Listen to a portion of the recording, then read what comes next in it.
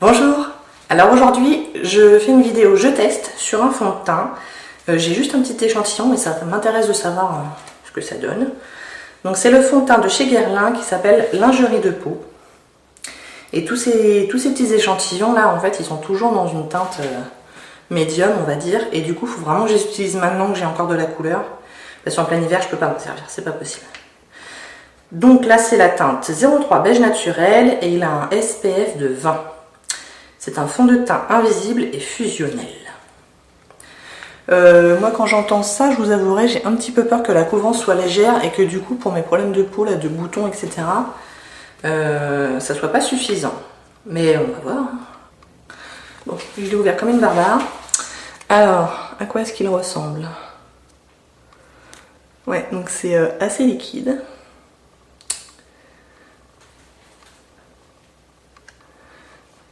Allons-y. Donc je vais utiliser sur la moitié du visage une éponge et sur l'autre moitié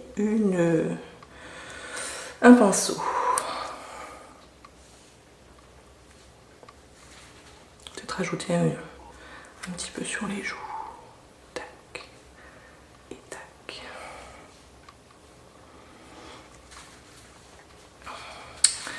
Je suis en train de faire des grosses saletés partout là. Les échantillons c'est sympa mais... Bref, alors on y va avec... Alors c'est pas un beauty blender, c'est l'éponge de Real Techniques. Et je suis pas sûre que ça soit la méthode idéale avec ce genre de fond de teint. Parce que les éponges ont tendance à absorber du produit, donc du coup les fonds de teint liquides, ça absorbe d'autant plus quoi. Bon, effectivement, couvrance légère.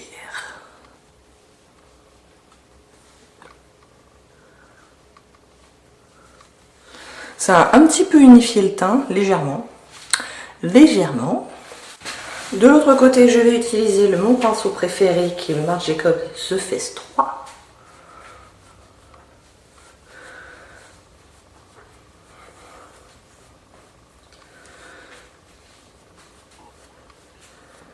Et qui aide avec la couvrance effectivement.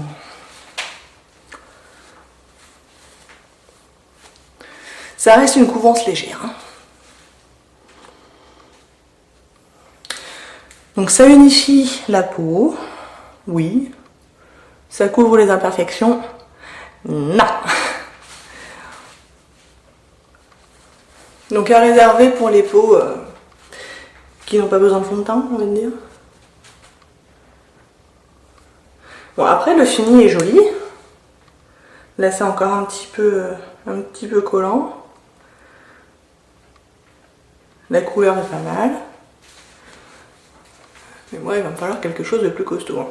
Donc je vais terminer mon maquillage. Je vais mettre un bon paquet de correcteurs je pense. Et je reviens vous voir après. Donc voilà, j'ai terminé mon maquillage. J'ai fait un Get Ready With Me sur ce look là que je vais vous mettre en barre d'infos si ça vous intéresse. Alors maintenant que j'ai du correcteur, alors j'ai mis légèrement, j'en ai pas mis tant que ça au final, correcteur, blush, bronzer, etc. Qu'est-ce que j'en pense de ce lingerie de peau? Bah écoutez, c'est pas mal au final. Donc là maintenant qu'il est poudré, il est plus du tout collant. La couleur est bien, il est pas patchy, la couleur est bien uniforme. Alors on est d'accord, c'est toujours une couvrance légère, hein, il peut passer en couvrance totale entre les deux. Donc mes imperfections, on les voit toujours, il n'y a pas de doute. Mais voilà, pour quelqu'un qui n'aurait pas de problème d'imperfection, j'aime plutôt bien. Je vous retrouve dans quelques heures pour voir comment il tient le coup. Là ça fait à peu près 5 heures depuis la dernière fois que je vous ai vu. Je viens faire un petit bilan. Alors c'est pas mal. Bon, j'ai rien fait de folichon, en gros je suis restée chez moi. Donc il n'y a pas grand chose qui a pu intervenir de façon extérieure sur le maquillage. Les seuls problèmes que je vois, moi, c'est autour du nez. Et c'est en général à ce niveau-là que ça va pas. Alors, je vous montre. Ça brille. Donc là, j'ai la peau un petit peu grasse au niveau du nez. Et du coup, donc là, c'est complètement parti. Et là, ça c'est un petit peu, je sais pas. C'est un petit peu collecté, j'ai envie de dire. Là où il y a mes lunettes, c'est complètement parti. Et là, il y a 2 grosses traces blanches. Mais à part ça, sur le reste du visage, ça va. Il n'y a pas grand chose à dire. Ce que je vais faire, c'est que je vais poudrer, en particulier mon nez. Et on va voir comment ça tient le coup. Mais bon. Ce que j'aime bien, c'est qu'au niveau de mes imperfections, ça les accentue pas du tout. Donc c'était pas assez costaud pour les camoufler, on est d'accord, mais ça n'a pas fait de réaction bizarre au niveau des peaux sèches ou que sais-je. Donc ça c'est bien. Donc je vais poudrer avec ma poudre là de chez Sephora, la Beauty Amplifier. En concentrant sur la zone T.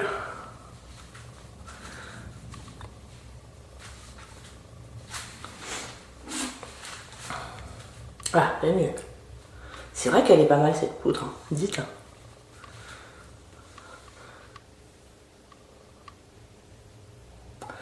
Il n'y a rien qui est venu se mettre de façon bizarre dans mes pores.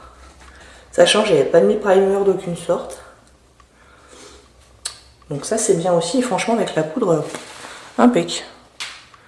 Je suis contente. Donc ce fond de teint est disponible sur Sephora. Attention, quand je dis disponible, en ce moment il est en rupture de stock. Donc je sais pas s'il va revenir ou pas. J'ai été voir tout à l'heure, il n'y a qu'une seule teinte de disponible. Enfin, qui n'est pas disponible, mais il n'y a qu'une seule teinte sur le site de Sephora. Et c'est celle que j'utilise aujourd'hui, la 003. Et il coûte presque 52 €. Donc c'est vraiment pas donné. Hein. C'est un fond de teint qui est pas mal, qui est pas mauvais. Parce que là je trouve qu'il tient bien le coup, enfin voilà. Disons que si j'étais dans mon état habituel sans imperfection, ou quasiment, je crois qu'il m'irait bien. Je crois qu'il me conviendrait bien. Donc je trouve que c'est un bon fond de teint. De là à mettre presque 52 € dedans, je suis pas sûre, parce qu'il y en a d'autres quand même qui sont moins chers et qui sont à peu près équivalents. Je pense au Naked d'Urban Decay. Enfin, des choses comme ça qui doivent être quand même bien moins chères. Dans la gamme des fonds de teint plutôt liquides et plutôt recouvrance légère, il y en a d'autres moins chers, quoi. Mais c'est pas un mauvais fond de teint. Je peux pas dire ça. Bon, bah, je vous retrouve pour un dernier bilan dans quelques heures. Donc là, c'est encore à peu près 3 heures plus tard. Donc en tout, je l'ai porté à peu près 7h30 ce fond de teint. Il n'y a pas grand chose de plus à dire que la dernière fois. Donc là maintenant il est quasiment complètement parti au niveau du nez. Mais il est parti de façon à peu près uniforme. Du coup ça choque pas trop. Donc voilà, il n'a pas beaucoup bougé. Peut-être un petit peu là ici, mais c'est parce que j'ai fait une sieste tout à l'heure, donc sur ce côté là. Donc je pense que c'est à cause de ça. Mais voilà, sur le front, il n'a pas bougé. On voit encore bien mon blush. On voit encore bien mon highlighter. Donc ça, ils n'ont pas bougé, c'est bien. Donc globalement, une impression plutôt positive. Mais je crois que ça ne me correspond pas tout à fait. Donc les points positifs, il ne s'est pas accroché à mes points, à mes zones sèches. Il ne s'est pas du tout mis dans mes pores. Et ça, j'ai le problème assez régulièrement avec des fonds de teint. Donc ça, c'est très bien. Et il a plutôt bien tenu le coup au cours de la journée. Point négatif en tout cas pour moi, la couvrance est trop légère et le prix est trop élevé. Donc je pense que c'est pas quelque chose que j'irai acheter en full size. Mais voilà, c'est pas un mauvais fond de teint, quoi. Donc voilà tout ce que j'avais à dire sur ce lingerie de peau de Guerlain. Si ça vous a plu, n'hésitez pas à commenter, à liker et à vous abonner. Et je vous dis à bientôt. Au revoir.